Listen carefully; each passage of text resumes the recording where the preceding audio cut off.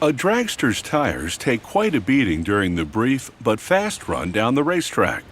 The tires have to face full-on acceleration right out of the starting gate, then heavy-duty braking after the finish line, with the car deploying a rear parachute and slowing to an eventual stop. A drag race is the ultimate automotive sprint, with rapid acceleration to speeds topping 310 miles per hour. Optimal tire traction can give a car the winning edge.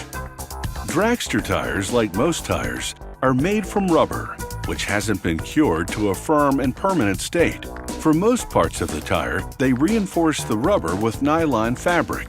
The machine heats and kneads rubber slabs until they melt, then coats both sides of the material with a molten rubber. When the fabric-reinforced sheet of rubber cools, the machine slices it into pieces of a specific length, making the cuts at a diagonal called a bias angle. A skilled tire builder then joins the edges of a piece to form a band, sticks it to an identical band made of an opposite bias piece. Layering increases strength, then stretches this two-ply band over a tire building machine. Next, he applies the belts, two opposing bias pieces of fabric-reinforced rubber, which he lays diagonally onto the tread area of the tire. A laser guide marks the edges so that he can match the belts to each other. These belts help give the tire stiffness, strength, and stability.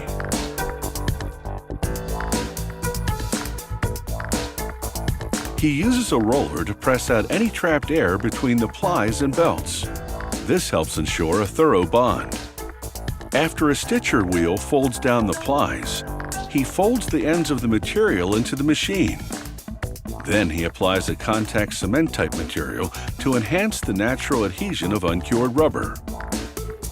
Meanwhile, an automated machine makes the tire's beads, the rigid hoops around both sides of the opening, which holds the tire firmly to the wheel.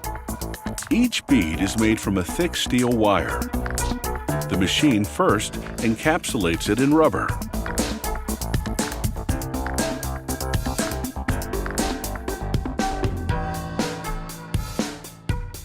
Then it winds the bead around a mandrel up to 50 times, forming a hoop. The machine forms 4 beads at a time.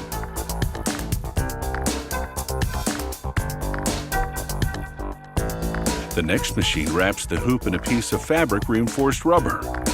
This additional layer will stiffen the sidewall, the non-treaded area of the tire.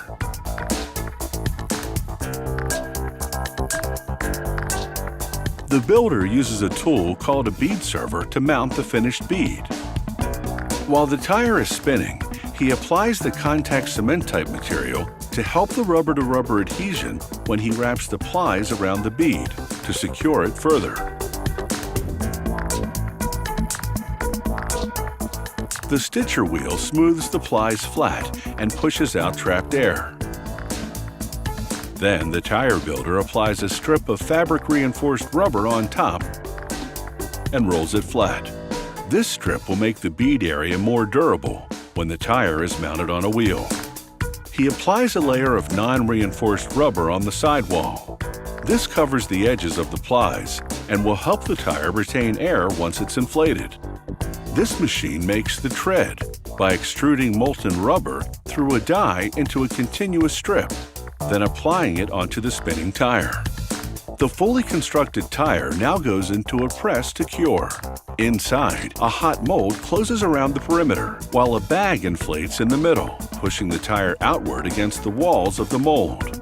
When the tire comes out about half an hour later, the rubber is no longer soft and pliable, and its chemical structure is stabilized, locking in the final dimensions.